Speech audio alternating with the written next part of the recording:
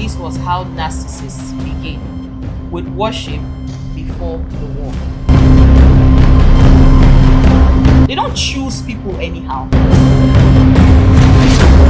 They are always nice people. Very gentle, That's sweet talking. They should be happy seeing their women progress. Yes. You know? Yes. Not the other way around. I've been on her case for some time now. Yeah. Like I've been working her through it. Do not let this break you.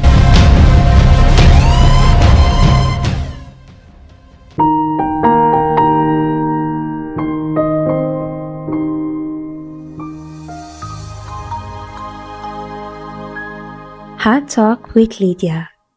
So, this narcissistic thing, they are in stages. There are some that get to the point of violence. In that case, what happens? What do you advise that partner to do? Like I said before, this story is a very broad story. Very broad. And each time I think about it, it used to break my heart because I've had someone very dear to me. In fact, I'm going to tell a story about my elder sister, the only sister I have. Well, just two my mom had. And may her soul rest in peace, because through this particular topic we're talking about, yes, I'm going to tell you the story. She lost her life through My this. God. Yes, that's why this particular topic, when you spoke to me about it, that you want us to talk about it, I was not ashamed to come out, because these are one of the things I like talking about. But I need people to know how extent this thing is. I'm so sorry. It's fine. I want people to know how extent this thing has gotten to. You know, when we talk about it, like, yes, before we're talking about how to manage them, there are ones you cannot manage. You Those cannot. ones are already devil. You cannot. Yes. That's why I'm Yes. wondering that. See, they are in stages, so some are calmer, but some Some they are not. They've gotten to the point of killing. Like, God. there was a story too. I wouldn't want to mention them. He's a popular person. Like, a lot of people might be very, familiar with the story of a lady. It's a lady that killed her husband. And at the end of the day, this is just part of it. At the end of the day, she got, away with the whole thing. Yeah. All right. She served some jail, but at the end of the day, she got away with it. Wow. But somebody has died, and there's nothing you can do about this thing. So, which is the same thing I'm telling you. My elder sister lost her life through this thing. This man got so violent that, he doesn't take care of her and her family. I was literally the one paying school fees, paying hospital bills, doing so much. He beats on top of it, even to the extent whenever she's pregnant, is the point you will be hearing a lot of stories. My God. Fights, beatings. So my point is, whenever it has gotten to this point, there are a lot. See, you cannot gamble with this kind of thing. When it happens and you know that this person is not ready to change, even though that, yes, we usually say, pray for the person, do this one. I know from where I'm coming from, we don't preach divorce. I always tell people we don't preach divorce. My pastor used to say that marriage is 70% management. All right? So if you know that you have gotten to the point that, this thing has gotten to the point that somebody wants to kill you, Please run for your life. You leave. Run for your life. Run for your life. It's Run. better you are alive to tell the story. Yes. Than somebody telling, like, I'm here now telling the story of my sister. She's far gone since 2020. But what really She died. really happened? Was it did he beat her at the point of pregnancy, or How how did it get to the point that Okay, she now lost let me her tell life? you, my sister is a very stubborn person. She's not easily break. She's somebody that, like I said, I have someone who is strong that can face this thing. She was managing it all through, right? She's a very stubborn person. But it got to a point that, it happened, what led to her death, that she took him. And because I am someone who is always paying her hospital bill, whenever she's pregnant. You can imagine. Whenever she's pregnant and she gives birth, the guy doesn't bring money to pay hospital bill. They will start calling me and I will come and pay hospital bill. It kept happening. And then it happened at the period I got married and faced my life. The guy and I feel like, this person that used to do all these things, I pay school fees, I pay house rent, I pay hospital bill, he's no longer there to help. So immediately the wife took him. He said that the wife will not give birth to that baby. You can imagine. Yes, so there was a controversy. Because you were not there to pay the bill. Because he knows that this thing is going to be a very huge. Do you know how much they do CS? Do you know how much they pay for CS? and somebody is If paying you for are it. not ready to be responsible for a child you put in a woman, why get her pregnant? That is why we are talking about this topic, narcissists. This is who they are. So he knows he can't be able to cater for this particular thing. He now told the wife, "You're going to remove this pregnancy."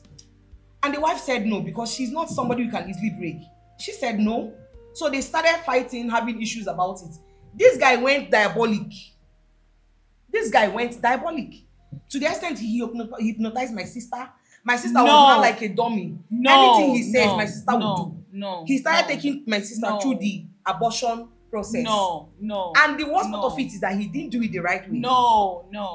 You know, so women should learn this thing. He didn't do it the right way. He started taking her through the abortion process. They will give her pills. She didn't know. The thing started like she was sick.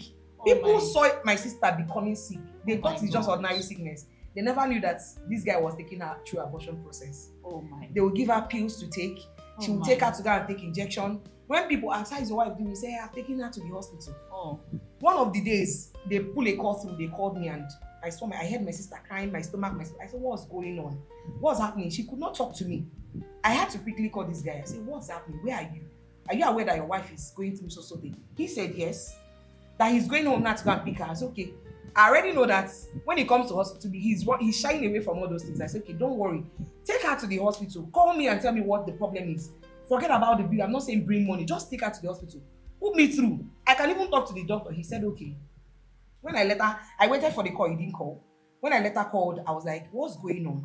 He said, I shouldn't worry, that everything is well now, that everything is calm. Can I talk to my sister? He said, no, that she's sleeping, that they gave her injection. I said, where are you? He even had to call somebody to claim to be a nurse. Oh my on God. duty to talk to me. I said, okay, please, I hope this man has been arrested. Yeah. I hope he has been arrested. He's there roaming around everywhere, and there's nothing somebody can do about it. He's gone. So now when the nurse spoke to me, she was telling me she's calm, there's no problem. I said, please, can I talk to the doctor who is on duty? They said doctor is not on duty. I said, okay, so what's going on? They refused to tell me anything. I never knew that this guy took my sister to a pharmacist. Oh my God. That he liaised with, and they are giving her this injection. They are giving her pills to take. So one of the days, I think that thing happened 2 days later, a day later after that thing happened. I just noticed that I was not hearing anything. When I call him, he's not telling me anything. Put my sister through, let me talk to her. I was not hearing anything. I said no. I had to call one of my cousins. I said, please, can you help me go and look at where my sister is? Know what is happening. That was when we realized that my sister had already died. So the injections and everything they were giving her had killed her. It was later I called someone who is in the known of how the whole thing started. I was asking the person what happened. The person told me that so many friends, some of my sister's friends came and told her whenever the guy goes out and leave her alone at home, they will come and let's go to the hospital. At least if they had taken her to the hospital, at least they would have found out what was going on. But because she was hypnotized, she would tell you that no, before she go to the hospital, you should call her husband. And I know she's not that kind of person. Oh my. So that was when I realized that she was hypnotized, because I know she can't be easily broken. I realized that this guy went diabolic just to bring her down, just to shut her up and let people not know what is going on. He hypnotized her and caged her. She was now, doing his own bidding. And that was how this lady died. Today now they've buried her. Nobody's talking about it. The guy is somewhere now roaming around and as if nothing happened. So when it has gotten to the point that there's violence, please run for your life. Even though you think you're strong, because I have someone, like I said, she was a strong person. At the time, we were like, okay, leave them. She will handle it. She knows how to handle it. Because as it got to a point, one of the days, my sister even poured hot water on this guy. You understand what I'm saying? So we know she can always stand up for herself and she can fight. But where it has gotten to the point that this guy that guy is insane. Somebody going diabolic, because you know that you can't break this woman. You have tried as much as you can. It's not somebody you can break. You decided to go and, make her look like a dummy. She was now like a dummy. She can't talk. She can't do anything. She can no longer bring down her will. And this is one thing. This is one thing with narcissist people. I'm so sorry. I'm trying to hold back my tears. I'm trying so hard to hold it back, because I know that probably maybe you have, when did your sister die? So 2020. 2020. So it's a while. You can't get over that kind of pain. But probably you have walked yourself through getting over it. So I'm trying to hold back, not to my tears drop, not to make you emotional as well. I'm so sorry you have to go through this kind of pain, and I just hope that this guy is caught and arrested, because I'm sorry, but this guy has to be brought to book, because so many things he did to your sister that the law condemns. Even God condemns it, but let's even leave the spiritual. I'm not even going to leave spiritual, but let's even say, let's walk by the law. The law condemns it. So many things he did to your sister. Now, you brought somebody into marriage, somebody's child. You married somebody's child. Not like it was illegal, it was legal. And then you put the person through all this. And that's one thing with narcissists. They are so dependent on, I don't know what they call them, parasites. Is it parasite that you call that word? They are always leeching on other people. So they are always dependent on other people. And when you are not there to fend for them, it becomes a problem. Yeah. Now, how can you get a woman pregnant?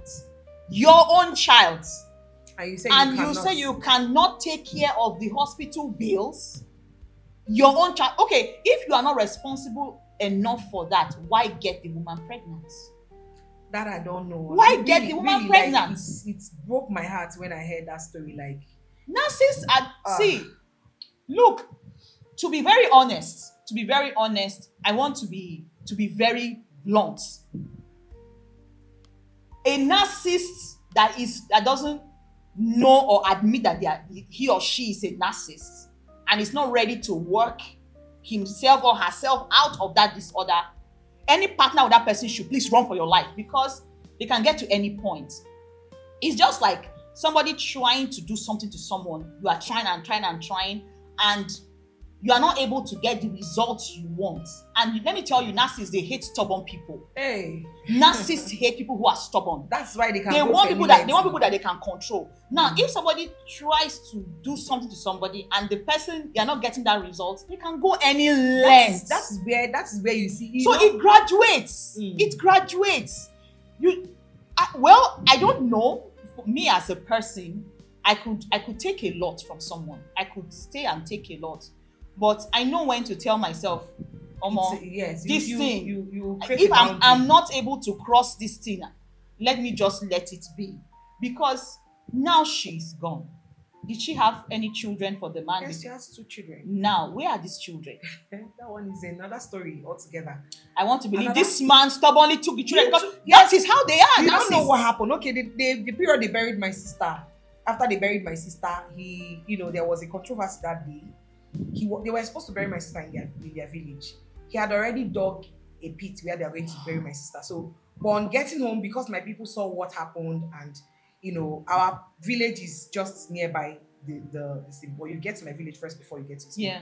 So when we got to my village, they stopped and said, let them, keep the corpse. Let the corpse get to our father's land and all that. Let them do 1 or 2 culture and all that.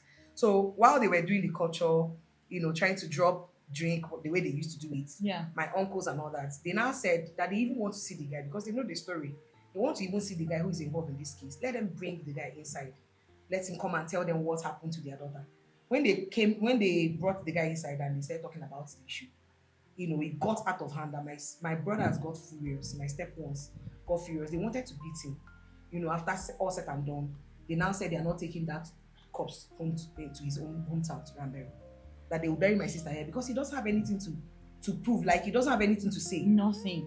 So that was. They are so shameless and so proud. Yeah. They don't care. So they don't have shame in their dictionary. So that was they now decided to bury my sister in my home. They buried my sister in my village instead of his own village. So after the whole burial, he now said, okay, that since while we're trying to bury my sister and all that, they had to call people to come and start digging a pit where they would bury my sister. So while the whole thing was going on, his own people were calling that what happened? Why is the cops not here yet? everybody, they've already set the occasion, waiting for the cops to arrive and all that.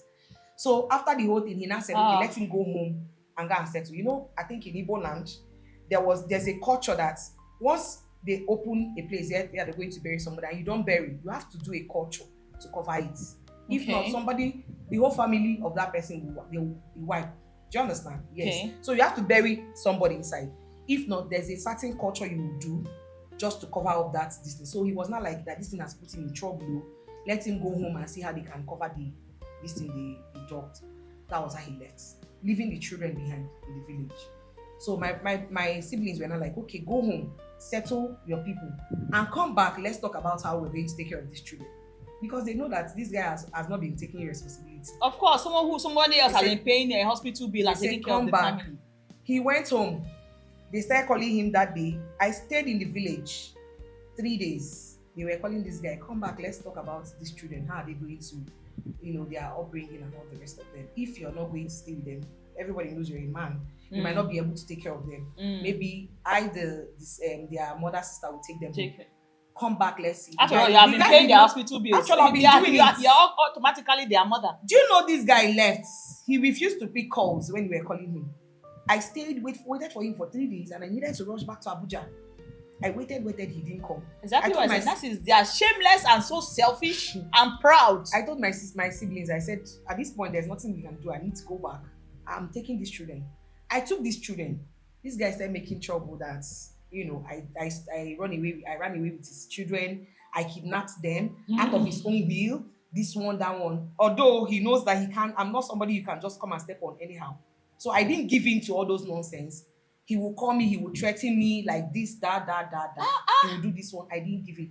Although, my marriage was still new. I was just barely... And funny enough, he has forgotten that the wife just died. He's Yes. now causing trouble when Yes. the wife has not even rested. You can imagine. So I was barely a year in marriage, like a year plus in marriage. And he just knew that if he's trying to threaten me or something like that, it wasn't going to work.